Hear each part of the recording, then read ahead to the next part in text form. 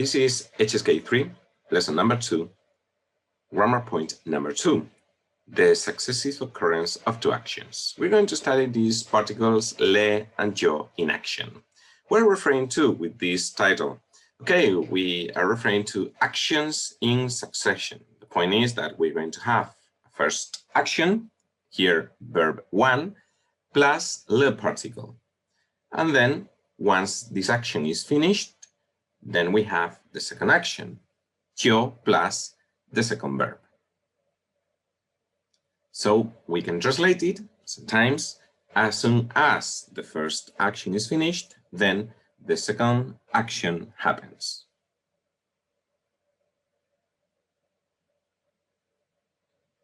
Let's see a simple example of this.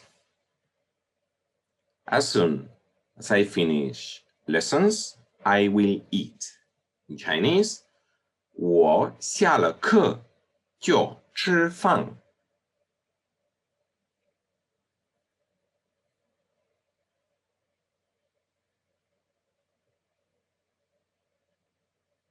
Now examples from the book. We have page number 15. And here the first one is the one that we have just said.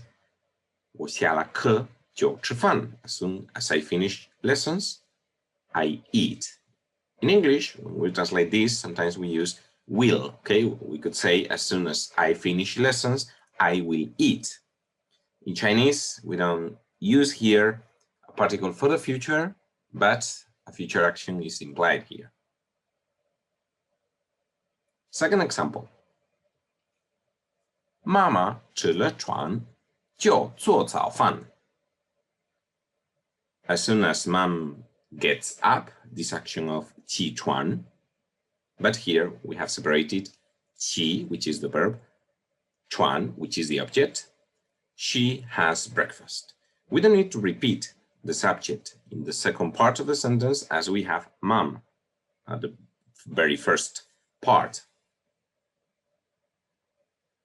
As we have mom at the beginning of the first sentence. When the subject is the same, we don't repeat it in Chinese.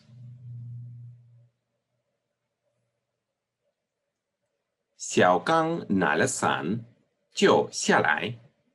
Once Xiaogan takes the umbrella, he goes down.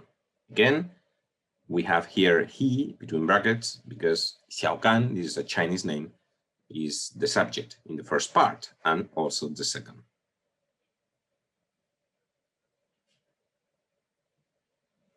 你每天晚上吃了饭就睡觉. Every day and night, when you eat, then go to sleep.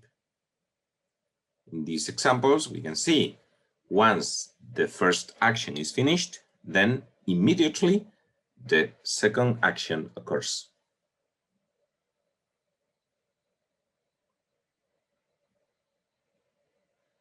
More examples from page 15. Here we have 你下了课我们就去书店. As soon as you finish lessons, we go to the bookshop. In these examples, we're going to see that we are working with two different subjects. So in these cases, we need to express the second subject as it is different from the first one. 老师进了教室我们就对他说生日快乐. When the teacher enters the classroom, then we say to her, happy birthday.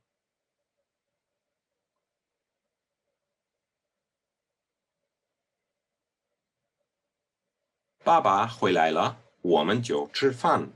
As soon as Dad comes back, then we eat.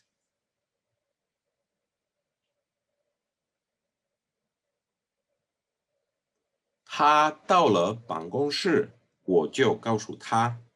As soon as he arrives to the office, then I tell him.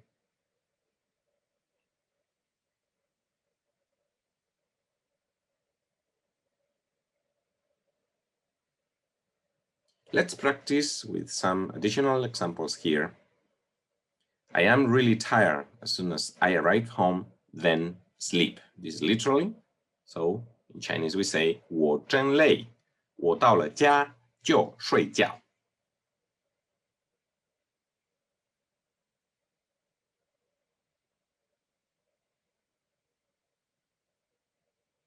As soon as you finish work, then we go to a restaurant. Again, very literal translation.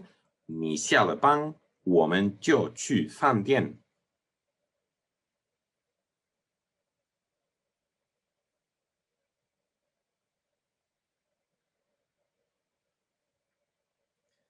I every night eat, then sleep. Very similar to a previous example. 我每天晚上吃了饭就睡觉。